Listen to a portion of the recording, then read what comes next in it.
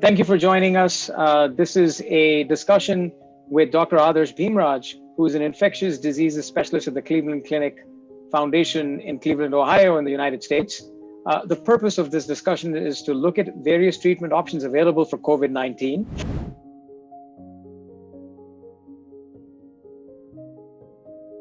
I'd like to point out again that our goal is to shed light on the information that is available to us here in the US. We are not making specific treatment recommendations for any given patient. That's up to their treating physicians wherever in the world they are.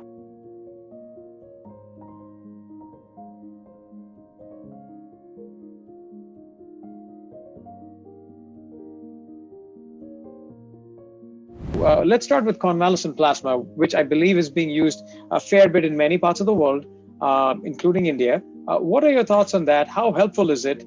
Who should get it? Does it work? Yeah. Madhu, again, let me explain a little about what convalescent plasma is so that people have an idea. So convalescent plasma is made from the blood obtained from somebody who had COVID-19 and they recovered. The idea behind it is if you have recovered, then you have made antibodies. These are little proteins that can fight and they can kind of nip the infection in the blood itself. So the idea is you have enough antibodies. But again, we really don't know that for sure. At least up front in the pandemic, we were using convalescent plasma without knowing does it have enough protective antibody. But now, at least even in India, my knowledge is, and in the US, we are looking at what's called as high titer convalescent plasma. At least we know when we're taking this, we are checking and making sure it's got enough antibodies.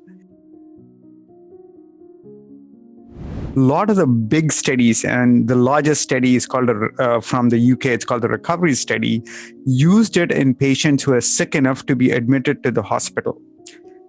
There we have enough data showing that it doesn't work, right? Or at least it doesn't save lives. It doesn't really decrease a lot of the suffering of the patients.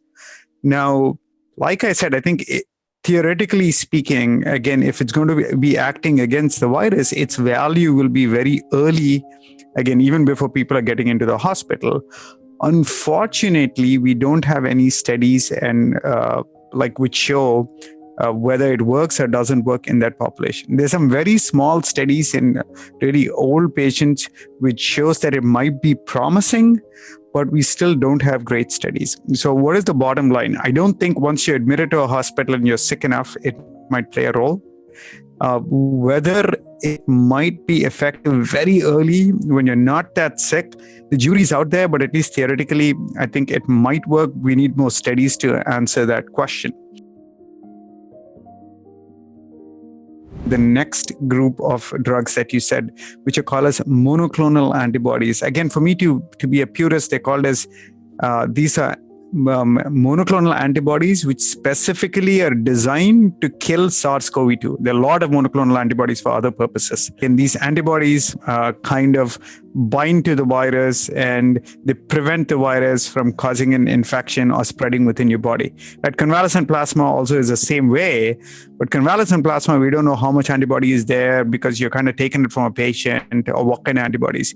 Here, they are artificially able to manufacture very high quantities of these specific proteins that can kind of neutralize the SARS-CoV-2 virus. That's the virus that causes COVID-19. The two antibodies out there, it's a mouthful of names. They're called as bamlanivimab, etesevimab. And the other one is called as casirivimab, imdevimab. Trust me, it took me a while for me to even learn how to say these things. That's the last time I'll mention them. So there is data, and there's pretty decent data that shows that if you give these monoclonal antibodies in high-risk patients, so what are high-risk patients? They're people with obesity, people with high blood pressure, people with heart problems, or people with lung problems, because these are patients who usually can progress to much severe disease. If you give these patients, when they have COVID-19, it is very mild, like in the sense it did not develop into, again, them needing oxygen or them getting into a hospital.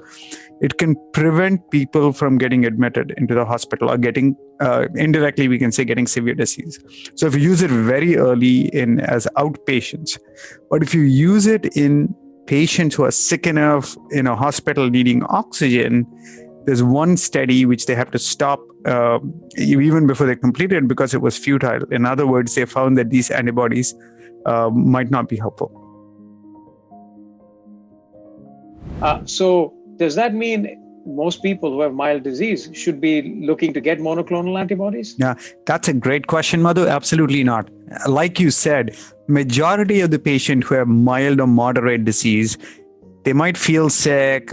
Again, I know there's a lot of news that you read, you'll be scared, but they get better by their own. You really don't need any kind of special treatments other than just supportive care and making sure they get better. The monoclonal antibodies too, they're only people with high risks, like I said, right? They should have a lot of other what we call as pre-existing conditions like obesity. And again, by obesity, again, there's something called a body mass index we use that should be very high, not just a little overweight, or the heart problems. And even in them, again, for me, there's some modest benefit. It is not a miracle cure like steroids in severe disease. So I think you have to keep that in mind. Again, there's a very small subset of people who are very at high risk for going to severe disease would have a modest benefit, but majority of people with mild moderate disease get better by themselves. The second thing, Madhu, these are expensive medications. They're given IV. Again, you need to have establishments to monitor them. And again, there are a lot of hurdles to even giving them or getting them, right?